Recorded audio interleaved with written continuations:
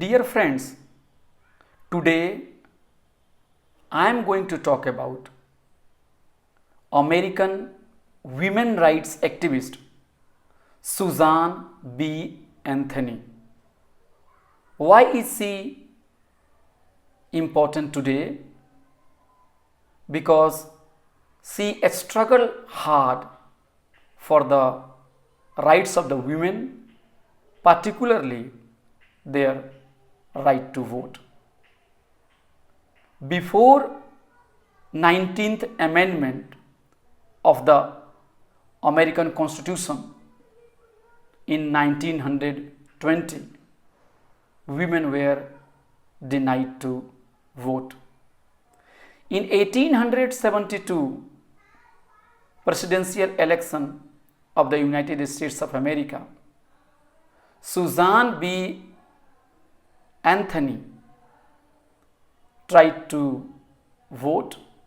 She managed to cast vote, but she was tried and fined US dollar 100.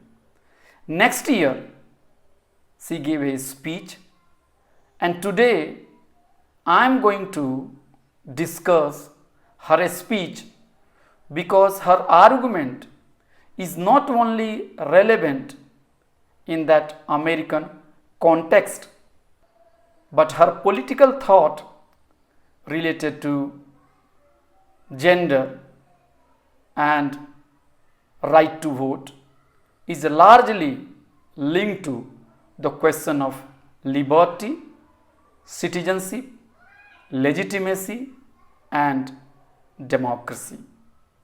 So first of all, I would like to give you brief introduction about Susan B. Anthony. She was born on 15th of February 1820 in Adams, United States of America.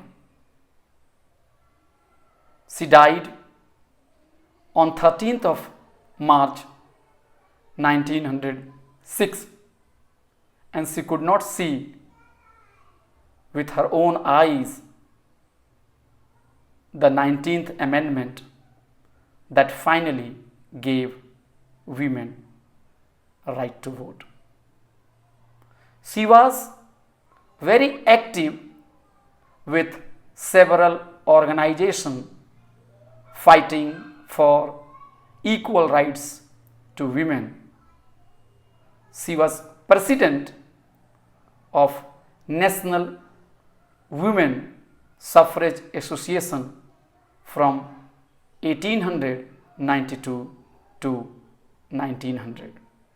1872, when she voted in the presidential election and when she was fined, next year she gave a speech, and that brief speech is very relevant and very important in present context as well, and that is why I have decided to make a small presentation on her political thought. In the very beginning, Susan Anthony quotes the preamble of the American Constitution. In the preamble, the term is used, we the people, and we the people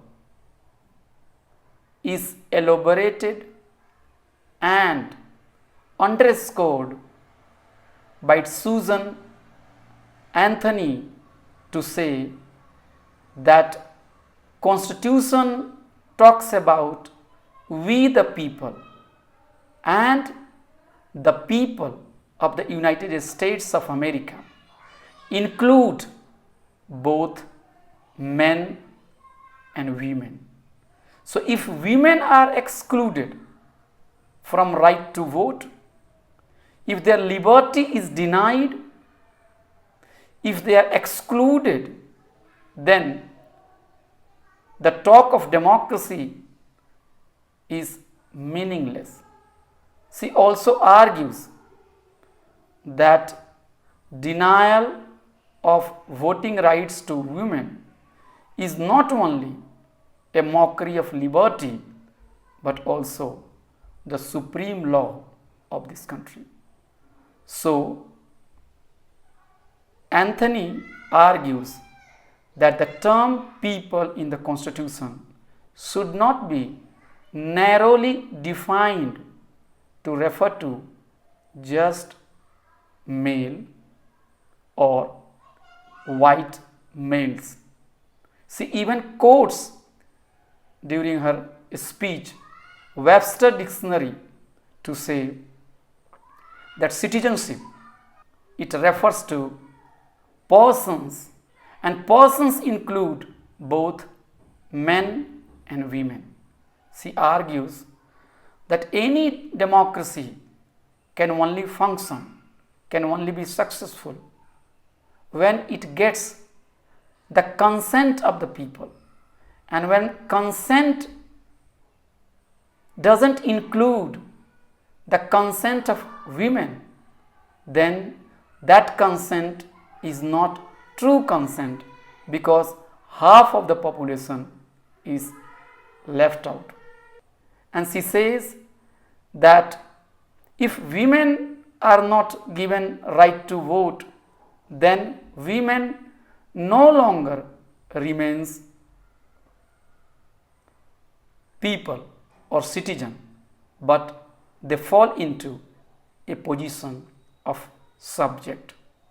So she makes a distinction between subject and citizenship, between democracy and authoritarianism, liberty which is talked about and liberty which is implemented.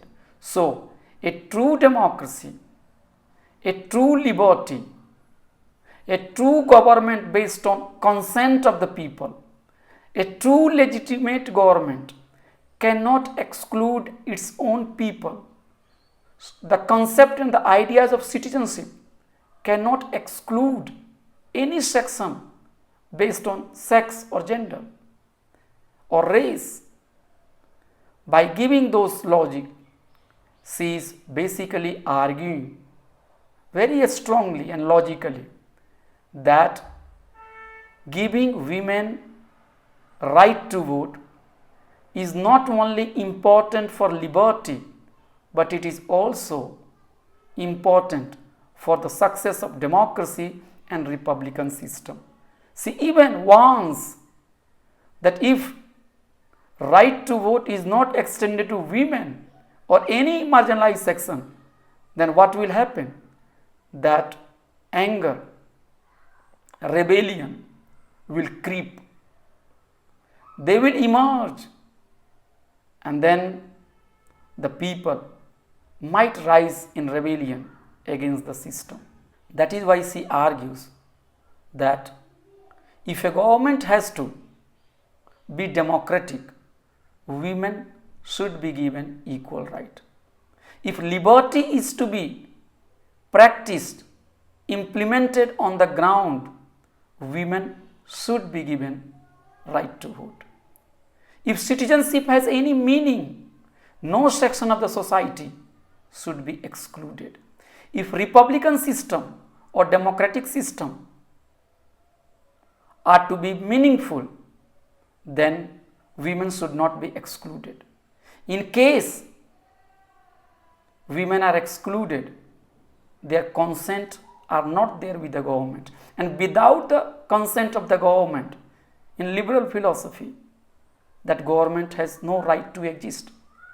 So this is a very powerful speech she has given, and I find that in today's context, this speech is not only relevant in American context but also in our regions, where in the name of documents, in the name of legality, a large section of people are denied right to vote. That is why those who are calling for making right to vote a fundamental right carries weight because no citizen, on the pretext of not having any proper document, be denied the right to vote, because if right to vote is denied, then that person is excluded from the process of consent building. I thought that Susan B. Anthony's historic speech given in 1873, a year after she was jailed, is very relevant today, and we should know that no rights have been given to the working classes, to the marginalized classes, to women free as a charity, as a gift, but they were all fought. Women, men, working classes, they struggle hard to get those rights. And we have to keep in mind that citizenship, democracy, consent, liberty, these are all linked. And if any section of the society is denied right to vote, and if election is not held free and fair, then that system cannot be called a true democracy. Thank you very much.